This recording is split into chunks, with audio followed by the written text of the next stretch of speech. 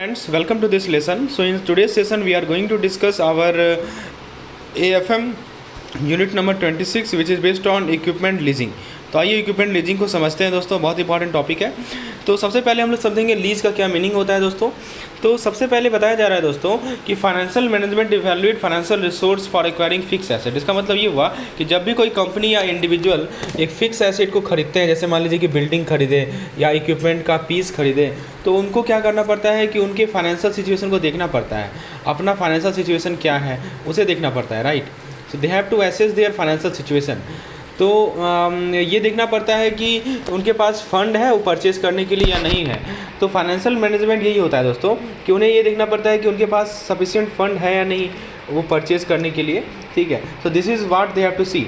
तो financial situation है या नहीं उनका सही, ताकि ये देख पाएँ कि उनके पास फंड है कि नहीं परचेज़ करने के लिए। तो फाइनेंशियल मैनेजमेंट के अंदर प्रोसेस होता है कि आप अपने फाइनेंशियल रिसोर्स को एनालाइज करते हैं और फिर एक डिसीजन लेते हैं कि क्या उसमें उस एसेट में इन्वेस्ट करें या इन्वेस्ट नहीं करें। जैसे मान लीजिए कि बिजनेस ऑनर हैं, वो एक नया ट्रक लेना चाहते हैं डिलीवरी सर्विस के लिए, तो उनको अपना फाइनेंशियल रिसोर्स देखना पड़ेगा, कैश इन हैंड देखना पड़ेगा, अवेलेबल क्रेडिट देखना पड़ेगा, ताकि ये देख पाएँ कि वो एफर्ट करते हैं कि नहीं करते हैं, कि ट्रक लेना उनके बस की बात है या नहीं है, ठीक है। तो ये समझाया जा रहा है दोस्तों। तो यदि नहीं एफर्ट करते हैं तो कुछ और ऑप्शन कंसिडर करेंगे। तो लीजिंग एक अल्टरनेटिव है कि आप एसेट को आउटराइट बाई करने का एक अल्टरनेटिव है। यदि कोई कंपनी या इंडिविजुअल जो है उनके पास इनफ पैसा नहीं है कि उस एसेट को खरीद सके, तो लीजिंग अलाउ करता है कि वो इसे यूज कर सकेंगे पीरियोडिक लीज रेंटल देने से, ठीक है। Instead of purchasing it, purchase ना करके वो रेंटल देंगे तो उसे यूज कर सकेंगे। एडिशनली लीजिंग के कारण दोस्तों फाइनेंशियल लीजिंग जो है फाइनेंशियल सेंस प्रोवाइड करता है कुछ सिचुएशन में जहाँ पे एसेट आउटडेटेड क्विकली हो जाएगा या जहाँ पे कंपनी को ये एसेट यूज करना है शॉर्ट पीरियड ऑफ टाइम के लिए, तो वहाँ पे लीजिंग अच्छा सही चीज़ है। जैसे मान लीजिए कि बिजनेस ऑनर जो है, जो कि जिनको ट्रक चाहिए था, उनको लगा कि नया ट्रक खरीदने में बहुत खर्चा लगेगा, बहुत ही एक्सपेंसिव है, लेकिन एक नया ट्रक को लीज पे ले लेते हैं, जिस कारण से उनको अपफ्रंट पेमेंट से बच जाएंगे वो। तो लीजिंग दोस्तों एक सेंस में बैक करता है, क्योंकि बिजनेस ऑनर को केवल एक ट्रक चाहिए कुछ समय के लिए, ठीक है, क्योंकि वो खासकर बिजी सीजन के दौरान उन्हें ट्रक चाहिए। फिर बताया जा रहा है दोस्तों कि लीज एग्रीमेंट में क्या होता है कि जो लेसर होता है, लेसर यानी कि जो एसेट का ऑनर है, वो लेसी यानी कि जो पर्सन उस एसेट को यूज कर रहा है, तो लेसर यानी कि ऑनर और लेसी यानी कि जो यूजर है। तो लेसर लेसी को अलाउ करता है कि अपने प्रॉपर्टी को यूज कर सको, ठीक है, सेट अमाउंट ऑफ टाइम पे, मतलब अमाउंट समय निश्चित ही रहेगा इतने समय के लिए, ठीक है। और किसके एक्सचेंज में? पीरियोडिक पेमेंट के एक्सचेंज में, जिसको लीज रेंटल कहते हैं। जैसे कि अभी मैंने आपको एग्जांपल बताया बिजनेस ऑनर वाला, तो वो एक लीज एग्रीमेंट साइन करेगा ट्रक के ऑनर्स के साथ, ठीक है। तो एग्रीमेंट स्टेट करेगा कि जो बिजनेस ऑनर है उस ट्रक को यूज कर सकता है 2 साल के लिए in exchange for making regular lease payment. तो रेगुलरली वो लीज पेमेंट देगा जो कि मंथली पेमेंट होगा, ठीक है। फिर दोस्तों ये जो स्टेटमेंट है कि प्रॉपर्टी कैन बी फिक्स्ड और मूवेबल, इसका मतलब लीज को आप किसी भी एसेट के लिए यूज कर सकते हैं, चाहे वो फिक्स एसेट हो, जैसे मान लीजिए कि आपको बिल्डिंग चाहिए या पीस ऑफ मशीनरी चाहिए, या वो मूवेबल एसेट हो जैसे व्हीकल चाहिए, इक्विपमेंट चाहिए। तो लीजिंग को बहुत तरह के एसेट के लिए यूज़ किया जाता है, जैसे ऑफिस स्पेसिंग, मैन्युफैक्चरिंग इक्विपमेंट। तो लीज एग्रीमेंट एक लीगली बाइंडिंग कॉन्ट्रैक्ट होता है जो कि टर्म्स एंड कंडीशन को आउटलाइन करता है किसी लीज का। इसके अंदर length of lease, amount of lease rental, ये सभी चीज़ आते हैं दोस्तों। फिर इसके अंदर दोस्तों कोई रिस्ट्रिक्शन है वो भी आएगा। तो लीज एग्रीमेंट जो बिजनेस ऑनर है जो कि ट्रक को लीज कर रहा है, उसके अंदर डिटेल रहेगा कि कितने दिन वो ट्रक को यूज करेगा, कितना उसको हर एक महीना पे करना है, कोई रिस्ट्रिक्शन है क्या, इसके बारे में बताएगा। दोनों पार्टी लीगली बाउंड होंगे टर्म्स ऑफ एग्रीमेंट को agree. Friends, if you want such type of videos जो मैं आपको प्रोवाइड करा रहा हूँ सभी चैप्टर्स के लिए, ताकि आपका कंसेप्चुअल क्लैरिटी हो, आप चीज़ों को समझ पाएँ, चीज़ों को एग्जाम्पल से समझ पाएँ, ताकि आपको दिमाग में कोई बर्डन ना हो। आप चीज़ों को समझेंगे तो आप एमसीक्यूज़ को आसानी से सॉल्व कर पाएंगे, और एमसीक्यू सॉल्व करेंगे तो अल्टीमेटली आपके एग्जाम में एमसीक्यूज़ ही आएगा। तो हमारे पेड प्लान का हिस्सा बन सकते हैं। डिटेल जानकारी आप स्लाइड पर देख सकते हैं दोस्तों। So we are providing courses for all the 4 subjects of JIV। For detail you may contact me on the WhatsApp number shown on the screen. So friends, उम्मीद है आपको लीज समझ में आ गया होगा, लेजर लेसी कौन होता है ये समझ में आ गया होगा। अब बात करते हैं दोस्तों लीज का कितना टाइप होता है। So let's discuss what are the type of lease. This is our AFM unit number 26। तो let's discuss what are the different types of lease. आपने देखा दोस्तों कि एक तरह का लीगल कॉन्ट्रैक्ट होता है लीज, और मैंने आपको एक ट्रक ऑनर का एग्जांपल लेके समझाया कि कहाँ पे किस केस में लीज की ज़रूरत पड़ती है वो बताया। दोस्तों लीज जो है एक रेजिडेंशियल लीज एक तरह का लीज होता है, जहाँ पे दोस्तों कोई एक होम को रेंट करता है या अपार्टमेंट को रेंट करता है पर्सनल यूज़ के लिए, और कमर्शियल यूज़ तब यूज होता है जब कोई रेंट करता है एक प्रॉपर्टी को बिजनेस पर्पज़ के लिए। जैसे मान लीजिए कि कोई एक घर को रेंट में रहना चाहता है तो एक रेजिडेंशियल लीज एग्रीमेंट साइन करेगा। और मान लीजिए कि एक बिजनेस पर्सन जो है एक स्टोर फ्रंट चाह रहा है अपनी दुकान के लिए, तो वो कमर्शियल लीज एग्रीमेंट को साइन करेगा। तो लीज एग्रीमेंट एक लीगली बाइंडिंग कॉन्ट्रैक्ट होता है। तो यदि लेसर या लेसी जो है टर्म्स ऑफ एग्रीमेंट को ब्रेक करेगा, जैसे रेंट को टाइमली ना पे करे या प्रॉपर्टी को उस तरह से यूज करे जो कि वायलेट करे एग्रीमेंट को, तो लीगल कॉन्सिक्वेंस हो सकता है। जैसे मान लीजिए कि एक टेनेंट है जो कि रेजिडेंशियल लीज एग्रीमेंट को ब्रेक करता है, ये रेंट पे नहीं करेगा, तो लैंडलॉर्ड उसको एविक्ट कर सकता है और लीगल एक्शन ले सकता है अनपेड रेंट को रिकवर करने में। फिर दोस्तों IND AS 116 अकाउंटिंग स्टैंडर्ड है जो कि लीज को क्लासिफाई करता है एज अदर ऑपरेटिंग लीज या फाइनेंशियल लीज। ठीक है, जैसे मान लीजिए कि एक कंपनी एक पीस ऑफ इक्विपमेंट को लीज करती है for a shorter period of time, और जो लीज पेमेंट है वो सिग्निफिकेंट पोर्शन नहीं है इक्विपमेंट के वैल्यू का, तो उसे क्लासिफाई किया जाएगा ऑपरेटिंग लीज। और दोस्तों यदि लीज पेमेंट जो है वो सिग्निफिकेंट पोर्शन है इक्विपमेंट के वैल्यू का, तो कंपनी के पास ऑप्शन होगा कि इक्विपमेंट को परचेज कर ले लीज के टर्म में, उसे फाइनेंस लीज कहा जाएगा। तो IND AS 116 में लीज को ऑपरेटिंग लीज होता है या फाइनेंस लीज होता है। तो ऑपरेटिंग लीज में क्या बताया कि जो लीज का जो पेमेंट है ना वो आपके इक्विपमेंट के वैल्यू का एक सिग्निफिकेंट पोर्शन नहीं होगा तो ऑपरेटिंग लीज कहलाएगा, और यदि लीज का जो पेमेंट है वो इक्विपमेंट के वैल्यू का सिग्निफिकेंट पोर्शन होगा ताकि कंपनी चाहे तो उसे लास्ट में खरीद ले, तो वो कहलाएगा हमारा फाइनेंस लीज। फिर दोस्तों बताया जा रहा है कि कमर्शियल लीज भी होता है। कमर्शियल लीज का भी बहुत सारा कैटेगरी होता है, जैसे कि वो लिवरेज है कि नहीं, यानी कि जो लेसर है वो पैसा बोरो कर रहा है उस एसेट को खरीदने के लिए और लीज कर रहा है उसे लेसी को। ठीक है, ऐसा भी होता है। फिर डोमेस्टिक लिवरेज भी आता है जिसमें अंदर पार्टीज़ वो होते हैं जो भारत के डोमिसाइल होते हैं। कुछ इंटरनेशनल लीज होता है जहाँ पे पार्टीज़ जो होते हैं भारत के बाहर के पार्टीज़ होते हैं। कुछ कैंसिलेबल लीज होता है यानी कि जहाँ पे पार्टीज़ को आसानी से लीज को कैंसिल कर देंगे। कुछ नॉन कैंसिलेबल लीज होता है कि लीज को कैंसिल नहीं किया जा सकता। कुछ सेल और लीज बैक होता है जहाँ पे जैसे मान लीजिए कि एक कंपनी पैसा बोरो करती है एक इक्विपमेंट को खरीदने के लिए और तब उसे लीज पे लगा देती है दूसरे कंपनी को, तो ये लीवरेज लीज माना जाएगा। समझे। दूसरी बात, मान लीजिए एक कंपनी है जो कि एक प्रॉपर्टी को लीज करती है दूसरे कंपनी जो कि भारत में ही है, तो उसे डोमेस्टिक लीज माना जाएगा। एक कंपनी US की है जो कि एक प्रॉपर्टी को लीज करती है भारतीय कंपनी को, तो इसे इंटरनेशनल लीज माना जाएगा। तो तरह तरह के लीज होते हैं। फिर दोस्तों बताया जा रहा है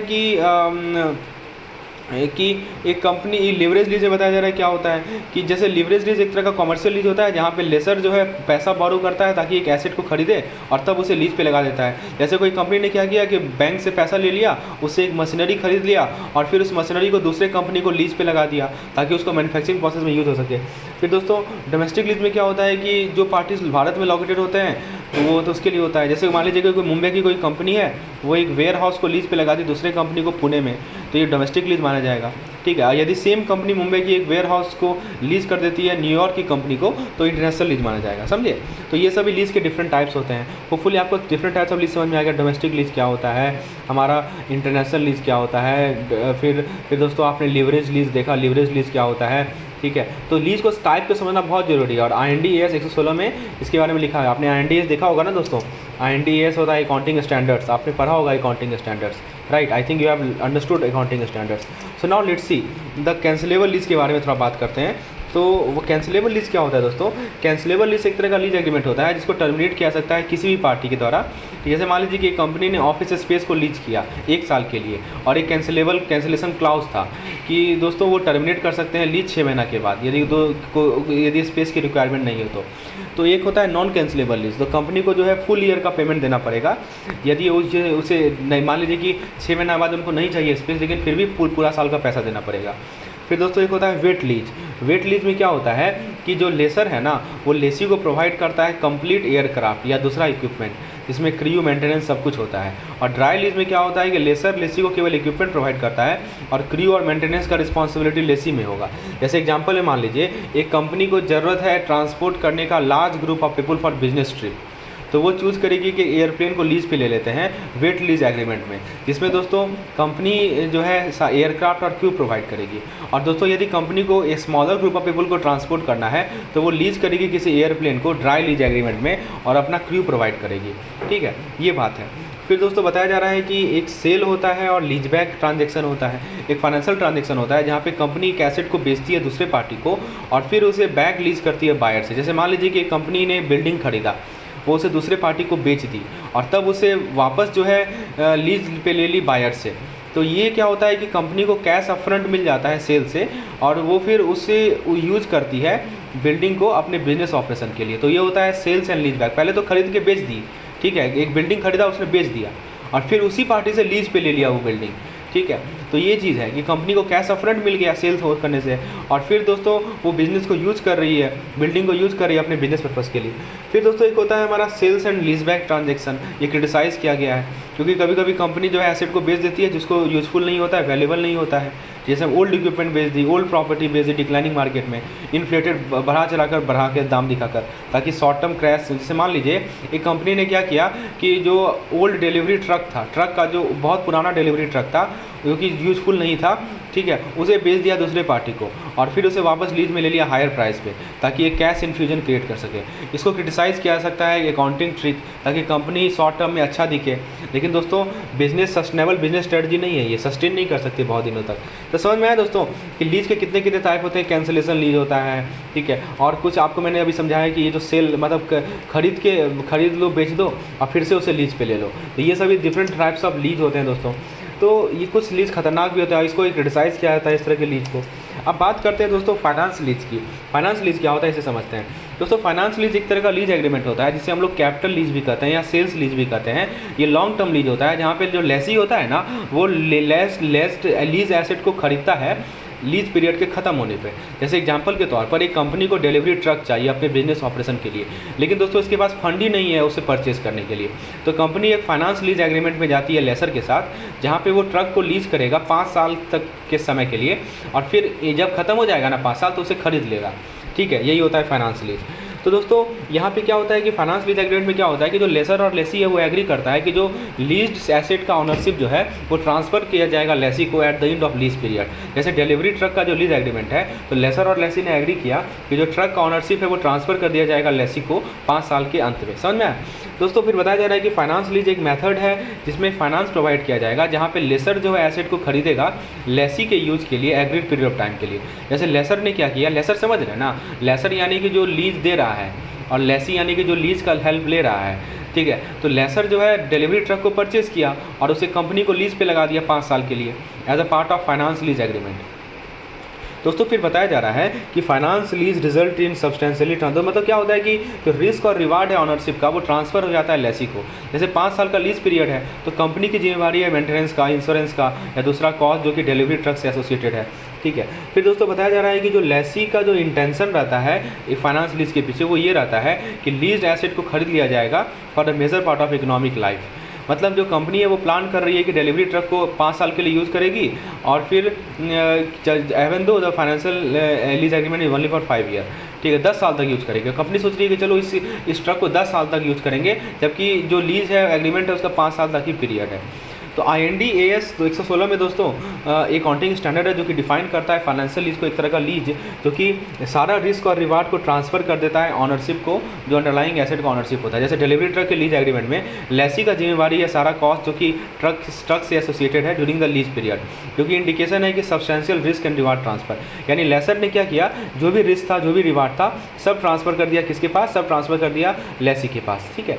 यही चीज़ समझाया जा रहा है दोस्तों इस पार्टिकुलर स्टेटमेंट से। होपफुली आपको फाइनेंशियल लीज समझ में आ गया होगा कि जब फाइनेंशियल लीज खत्म होता है ना तो जो ऑनरशिप होता है वो लेसी को ट्रांसफर कर दिया जाता है। ये सिंपल भाषा में समझिए। Hopefully I think it is clear now, very good.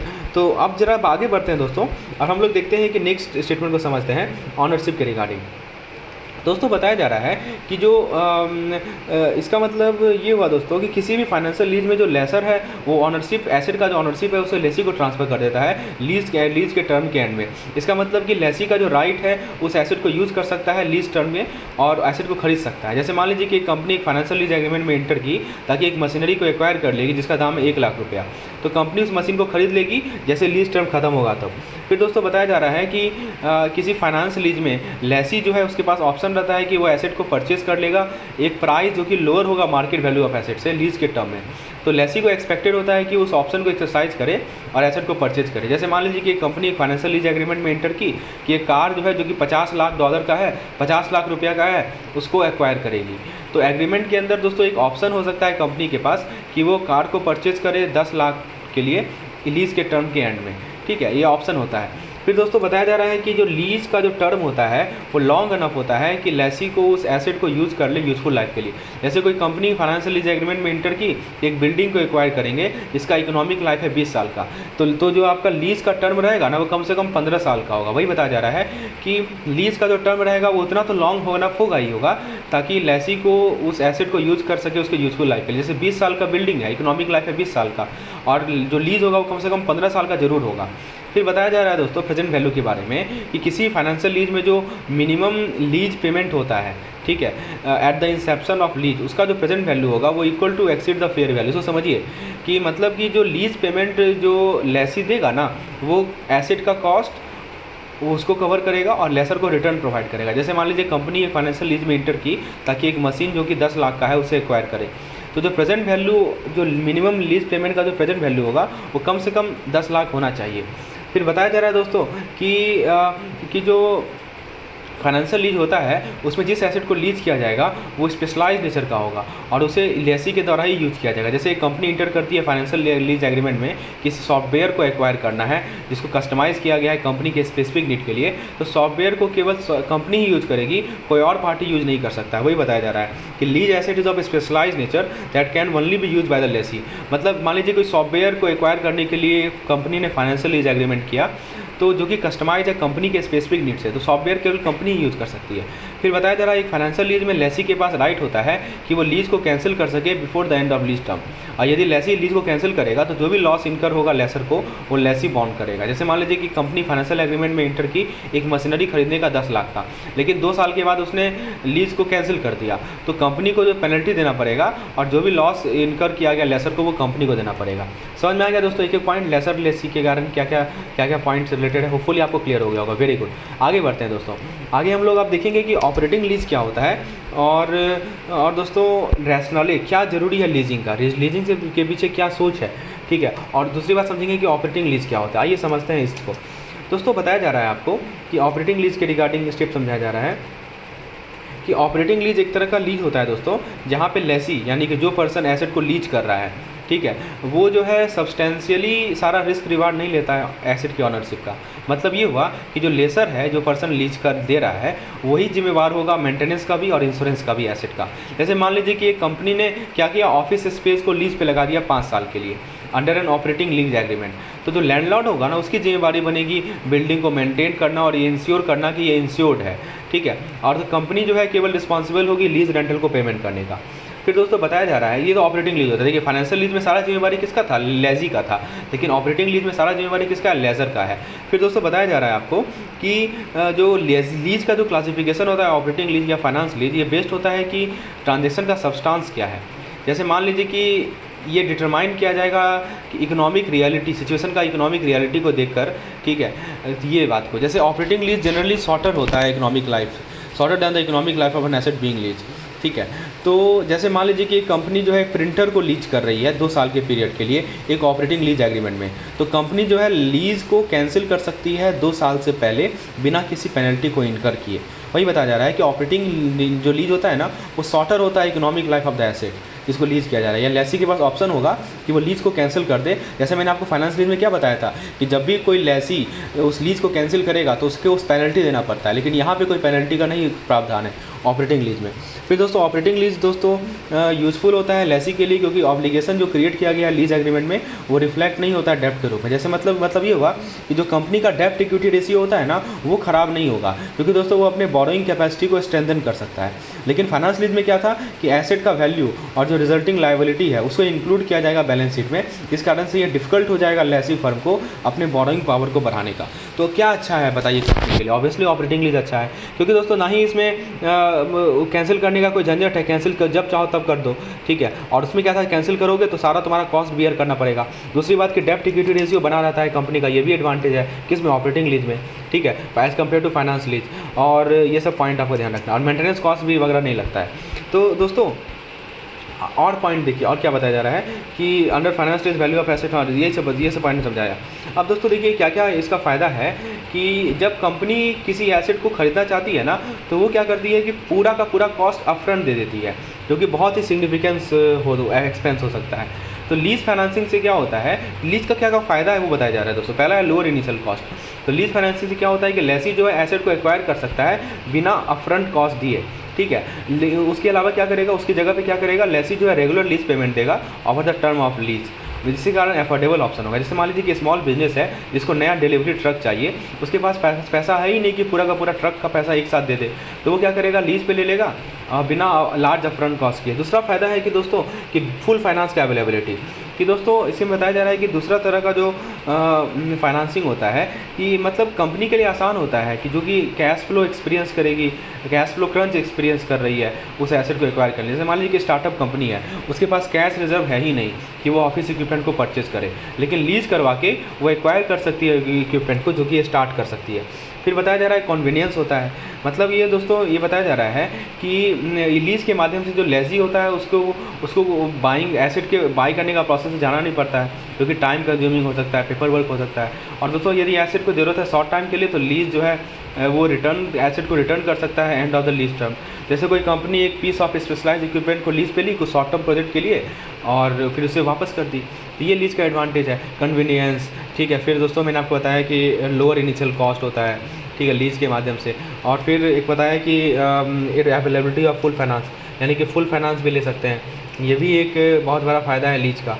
और देखिए क्या क्या फ़ायदा है लीज का दोस्तों, बताया जा रहा है कि avoiding the risk of obsolescence, ठीक है, आप अवॉइड कर सकते हैं ऑब्सोलेसेंस का रिस्क, ठीक है। तो ये तो बता ही दिया कि कन्वीनियंस होता है। और आप जो है लीजिंग से क्या होता है कि फर्म जो है रिस्क ऑफ ऑब्सोलेंस को अवॉइड कर सकता है, टैक्स का एडवांटेज ले सकता है, ठीक है। जो लेजी पेमेंट होता है ना, उसे ट्रीट किया जाता है एक्सपेंस का और टैक्स पर्पज़ के लिए डिडक्ट किया जाता है, लेकिन दोस्तों लेसी टैक्स एडवांटेज का क्लेम नहीं कर सकता डिप्रिसिएशन के केस में। अब दोस्तों बताया जा रहा है कि दोस्तों टैक्स, जैसे मान लीजिए कि आप एक छोटा सा बिजनेस ऑनर है, ठीक है, जिसको नया इक्विपमेंट परचेज करना है, तो आप इक्विपमेंट को लीज पे ले लिए, तो आप क्या कर सकते हैं कि जो लीज का पेमेंट है वो एक्सपेंस के रूप में दिखा सकते हैं टैक्स पर्पज़ के लिए, जिस कारण से आपका टैक्स लायबिलिटी कम हो जाएगा। लेकिन दोस्तों आप जो डेप्रिसिएशन का टैक्स एडवांटेज है उसको क्लेम नहीं कर सकते, जो कि इक्विपमेंट को ऑन करने का होगा, ठीक है। फिर दोस्तों आप जैसे मान लीजिए कि आपने एक परचेज किया स्पेशलाइज इक्विपमेंट को अपने बिजनेस के लिए, लेकिन आप वरीड हैं कि ये कुछ दिन के बाद आउटडेटेड हो जाएगा, ठीक है, इसे सर्विस लाइफ से पहले, तो इस केस में आप लीज करना ज़्यादा बेहतर समझेंगे, क्योंकि लीज करने से दोस्तों आप जो ऑब्सोलेसेंस का रिस्क है वो लेसर को पास कर देंगे, जो कि रिस्पॉन्सिबल होगा इक्विपमेंट को रिप्लेस करने का यदि ये हो जाता है, आउटडेटेड हो जाता है तो। फिर इनिशियल कॉस्ट कम होगा, फुल फाइनेंस एबिलिटी, कन्वीनियंस, फिर दोस्तों टैक्स एडवांटेज और दोस्तों financial flexibility and cash flow. तो लीजिंग के द्वारा आपको बहुत सारे प्रोडक्ट ऑफर किया जाता है, जो कि फर्म को, जिसके माध्यम से फर्म अपने need and requirement regarding cash flow को एड्रेस कर सकते हैं, ठीक है, जिससे फर्म जो है अपने कैश आउटफ्लो को मैच कर सकते हैं रेंटल पेमेंट से, ठीक है। जैसे मान लीजिए कि कंपनी को लीज करना है इक्विपमेंट को स्पेसिफिक प्रोजेक्ट के लिए, जो कि रेवेन्यू जनरेट करेगा over a period of time, तो इस केस में इक्विपमेंट को लीज करना कंपनी को हेल्प कर सकता है इसके कैश फ्लो को मैच करने में। फिर दोस्तों बताया जा रहा है लेस रेस्ट्रिक्टिव कॉवेनेंट। इसका मतलब क्या हुआ कि यदि कंपनी पैसा बैंक से लेगी तो बैंक जो है बोलेगी कंपनी को एक certain level of working capital maintain करो, ठीक है। तो उसकी जगह जब लीज करवा लेगी तो उसमें रेस्ट्रिक्शन बहुत कम होगा, नहीं तो बैंक का रेस्ट्रिक्शन है ना, बैंक बोलेगी कि इतना वर्किंग कैपिटल मेंटेन करो, ठीक है। और यदि लीज पे ले लेगी तो कोई वर्किंग कैपिटल मेंटेन करने का कोई आवश्यकता नहीं है, यानी ये सब रेस्ट्रिक्शन से अवॉइड कर सकती है कंपनी यदि वो लीज के टर्म के अकॉर्डिंग जाती है तो, ठीक है, ये सब एडवांटेज है। अब जरा बात करते हैं दोस्तों कंटेंट्स ऑफ लीज एग्रीमेंट, यानी लीज एग्रीमेंट में क्या क्या कंटेंट रहेगा, आइए इसको बात करते हैं। तो देखिए सबसे पहले लीज एग्रीमेंट का क्या कंटेंट रहेगा, वो है lease agreement is a return statement, ठीक है। तो आपने देख लिया ना कि लीज एग्रीमेंट का क्या फ़ायदा है, बहुत एडवांटेजेज है। तो लीज एग्रीमेंट दोस्तों क्या होता है, एक रिटर्न एग्रीमेंट होता है लेसर के बीच में और लेसी के बीच में, ठीक है, जो कि स्टेट करता है कि इस टर्म्स एंड स्ट्रक्चर क्या होगा लीज का। तो ये जो बहुत इंपॉर्टेंट डॉक्यूमेंट है जो कि आउटलाइन करता है obligation of both the parties.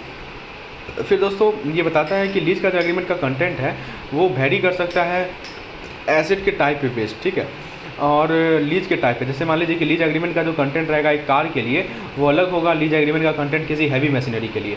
फिर दोस्तों बताया जा रहा है कि जो लीज एग्रीमेंट है उसके अंदर डिटेल रहता है पार्टीज़ कौन कौन से हैं, कोई थर्ड पार्टी है उसका भी इन्फॉर्मेशन रहेगा।